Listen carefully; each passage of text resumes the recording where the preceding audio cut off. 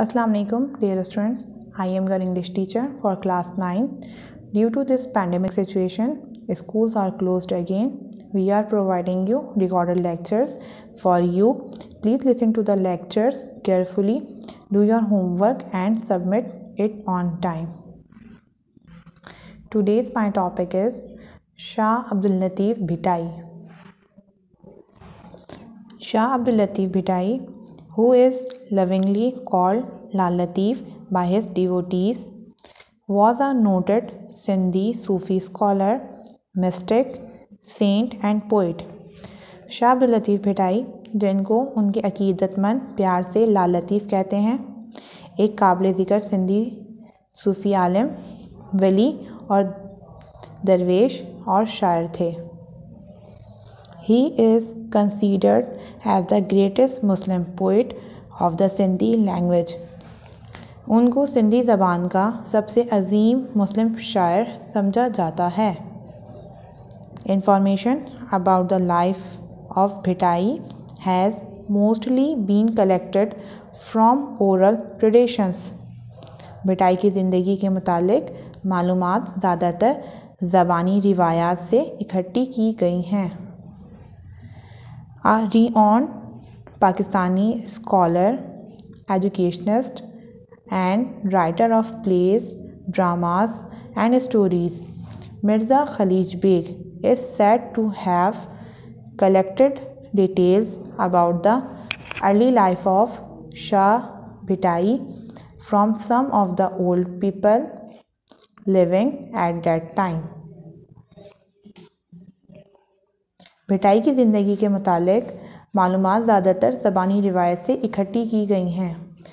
कहा जाता है कि एक मशहूर पाकिस्तानी स्कॉलर, माहिर तालीम और ड्रामों और कहानियों के मुसन्निफ़ मिर्ज़ा खलीज बेग ने शाह भिटाई की इब्तिदाई ज़िंदगी के बारे में मालूमात उस वक्त उम्र रसीदा अफराद से जमा की.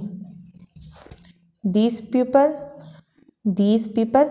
had heard these facts from their fathers and grandfathers, some of whom had seen Shah Latif in person and had even spoken to him. उन लोगों ने ये मालूमात अपने वालिद या दादा से सुनी थी, जिसमें से कुछ ने बज़ाते खुद शाह लतीफ़ को देखा था और उनसे बात की थी. As a Sufi poet, Latif's Urs is held at his shrine every year on 14th Safar, the second month of the Muslim calendar. बहैसियत एक सूफ़ी शायर, लतीफ़ का उर्स हर साल उनके मज़ार पर 14 सफ़र मुस्लिम कैलेंडर का दूसरा महीना में मुनक़िद किया जाता है. Thousands of people gather and listen to the saints' songs sung on the tamburo. हज़ारों लोग जमा होते हैं और तंबूरों पर गाए जाने वाले दरवेश के गीत सुनते हैं. Many learned men read papers that tell about Latif's life and his poetry. कई आलिम फाजिल लोग मकालात पढ़ते हैं जो लतीफ़ की ज़िंदगी और शायरी के बारे में बताते हैं. Some of the key aspects shared by different scholars about Lal Latif are given below.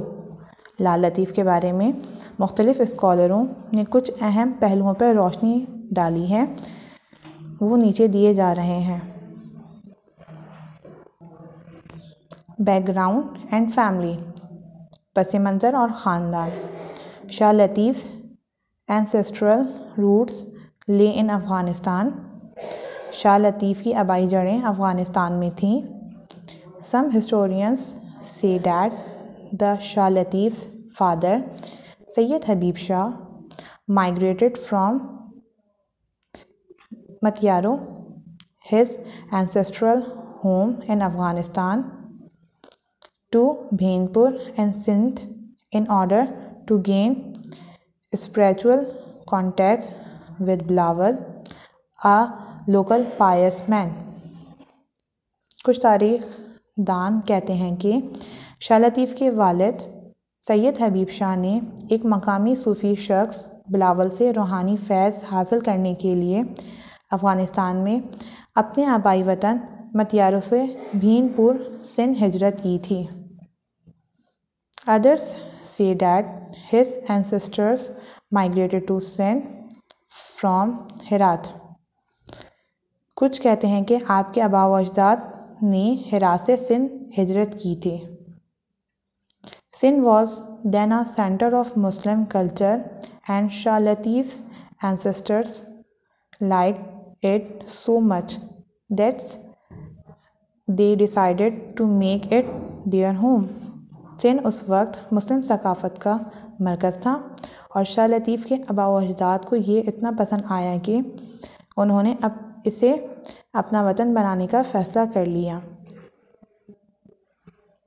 The name Bhittai, Bhitai का नाम। In 1742 Shah Latif left his home and went to live on a mound at some distance from his village. 1742 ईस्वी में अपना घर छोड़ दिया और अपने गांव से कुछ दूर एक टीले पर रहने लगे। A mound of sand is called भिट in Sindhi. Sindhi में रेत के टीले को भिट कहा जाता है। Due to the fact that he lived on his mound for the rest of his life, इस हकीकत के पेश नज़र कि उन्होंने अपनी बाकी उम्र इसी टीले पे गुजारी, Shah Latif came to be known as the Saint of भिट। Shah Latif भिट का दरवेश के नाम से पहचाने जाने लगे। To this day, he is famous all over the country as Shah Abdul Latif Bhitai और शाह लतीफ़ ऑफ द मॉन। इस दिन तक वो पूरे मुल्क में शाह अब्दुल लतीफ़ भिटाई या शाह लतीफ़ टीले वाले के नाम से मशहूर हैं।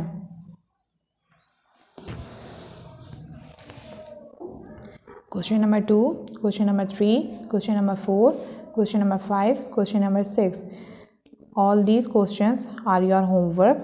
Question number 2, what kind of man Shah Abdul Latif is considered? Question number 3, who collected details about the early life of Shah Abdul Latif Bhitai? Question number 4, how is Urs of Shah Abdul Latif celebrated? Question number 5, what do you know about background of Shah Abdul Latif's family? Question number 6, how Shah Abdul Latif was named Bhitai or why was Shah Abdul Latif is called named Bhitai or why is Shah Abdul Latif called the Saint of Bhit? Learn these questions first, then do in English text copy. This is the end of today's lecture. Thank you. Allah Hafiz.